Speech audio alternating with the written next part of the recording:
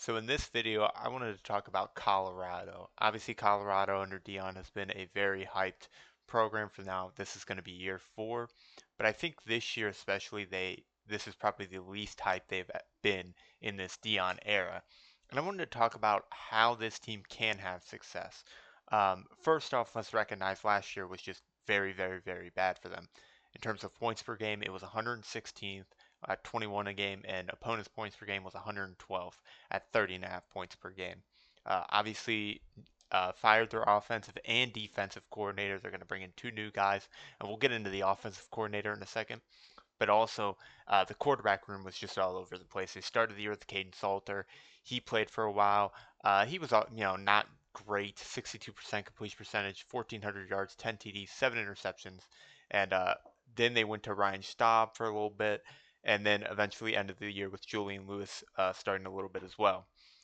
Going and looking at 2025 just in general, it was really bad, especially the end of the year.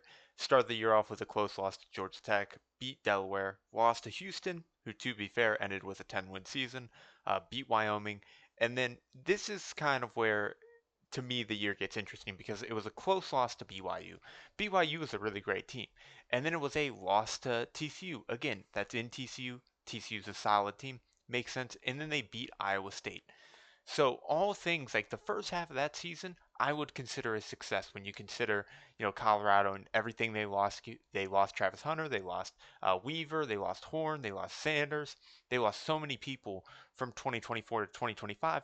It makes sense that maybe it's not the greatest year ever, but they're competing, right? They competed with BYU. It wasn't blowout losses. And then off the bye week is where everything just fell apart.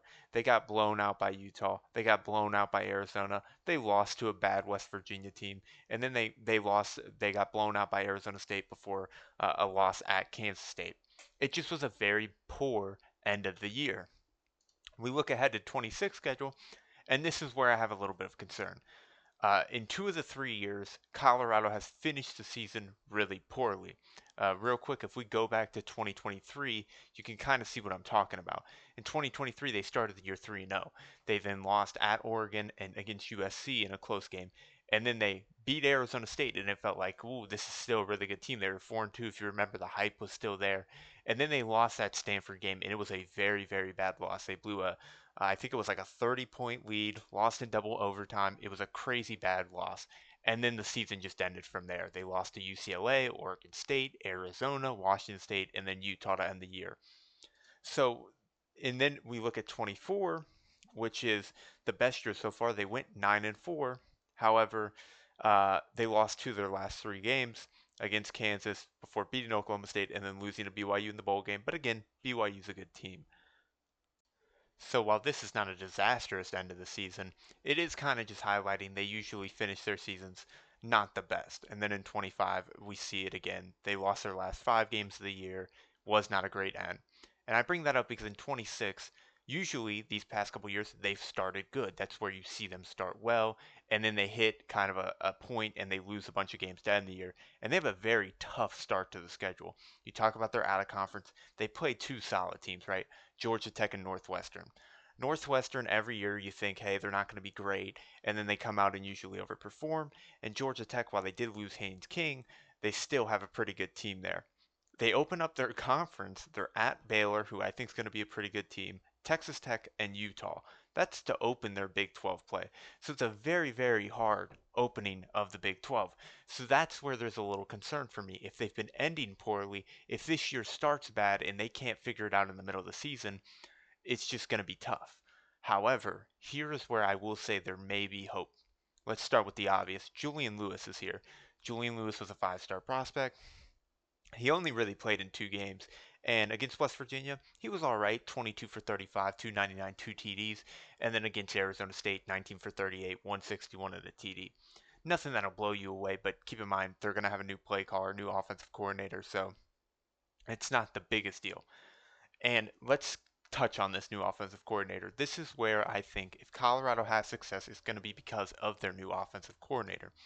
So it's Brennan Marion. Brennan Marion was the head coach at Sacramento State, and that is what I'm going to highlight because at Sacramento State he went 7-5, but it's all about the offense. They scored 34 points a game, and the one thing that I am excited about is they averaged 262 yards rushing per game.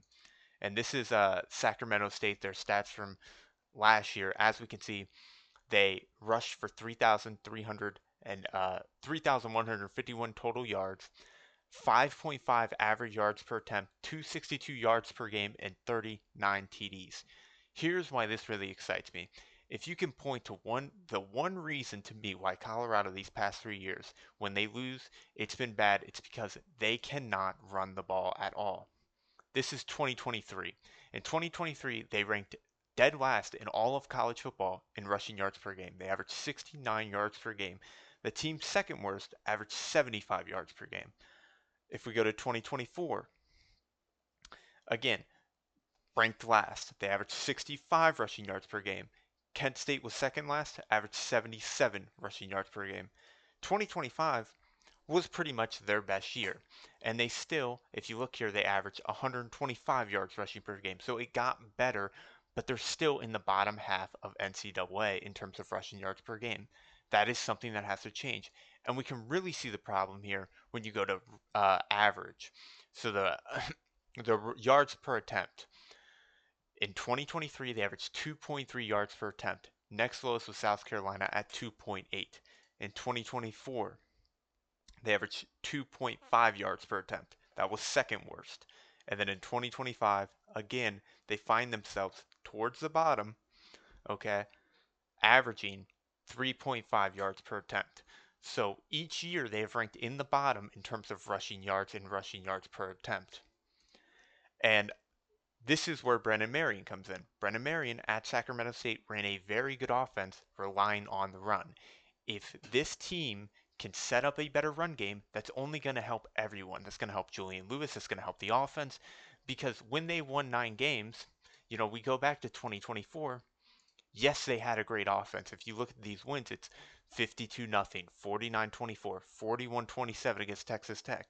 They were putting up 30 and 40, but keep in mind who was on that team. Whatever your opinion is of Shedeur Sanders, he's in the NFL. He got drafted. He was a great college quarterback. He also had a really great receiver room.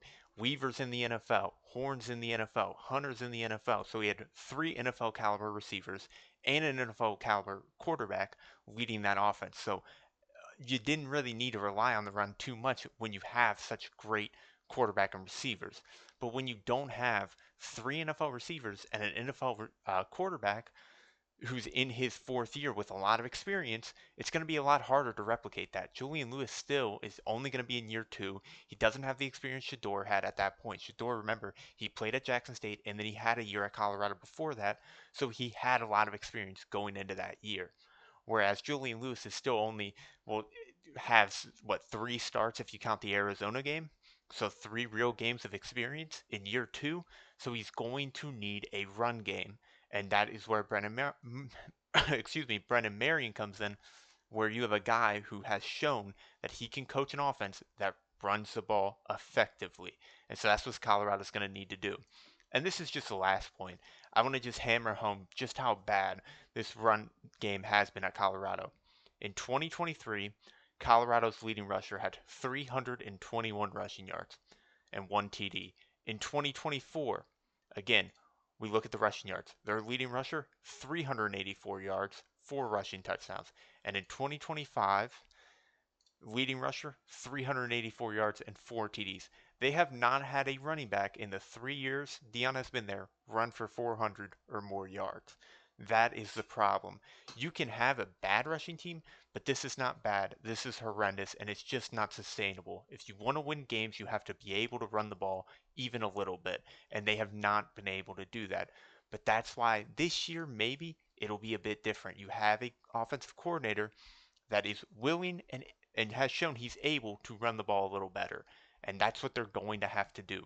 It is a tougher schedule. Again, we look at it, it's Georgia Tech, Weber State, Northwestern out of conference. They're on the road against Northwestern, they're on the road against Georgia Tech.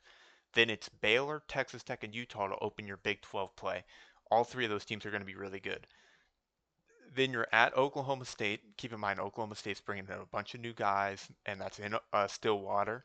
Then you got Kansas State, at Arizona State, Houston, and Kansas State does have a new head coach, but they were pretty solid last year. Arizona State, we'll see what they're like, and Houston did have a 10-win season last year. So again, some pretty solid teams. And then you end the year at Cincinnati and UCF. Probably your two easiest games are your last two games. So it is a tougher schedule when you look at it. They didn't really pull an easy schedule, but it is doable. And I think all of this, if they are going to have success this year, it's going to be, can we run the ball at all? I'm not saying they have to run it for example, if you go look at 2025, you go look at the top in yards per game, it was Navy. They ran it for 285 yards a game. I'm not saying you have to do that, but even looking at the Big 12, let's go ahead and look at the Big 12. They ranked second to last at 125 yards per game. Oklahoma State ran at 118 yards per game, and they were unbelievably bad last year. But look at a team like Arizona. Arizona last year had Noah Fafita, and they love to throw the ball. They love to throw it a lot. And even they ran it for 152 yards a game. And that's really where they need to be around. They need to be around that 150 to 170 yards per game in terms of rushing. Just right there in the middle, right? And even when you do that, you can still have elite quarterback play and elite throwing. But it needs to be better. And a good example, if again, let's look at Arizona in terms of pass yards per game. Arizona was fourth at 255. And that's it just has to be better. And I'm excited to see kind of the changes we see this year with new offensive coordinator, new quarterback, new everything. And so I do think Colorado has some potential to be a lot better this year than they were last year. Anyways, just to wrap this up real quick, I do think there is potential, especially with Julian Lewis and the talent he has. They just have to be able to give him some run support, especially when it's going to be his first full year starting, or else it's going to fall off the rails again. This year, it's going to be very important to at least have a run game to rely on, and just since he is so young. So, anyways, that's all I got. Colorado this year, probably the least amount of hype they've had so far, and I actually think they have some good things going for them. I really like the OC they got, and I like that Julian Lewis is starting. So, I actually think this is uh, the best team they're going to have since obviously that 9-win season with Shador and Travis Hunter. So, anyways, that's all I got.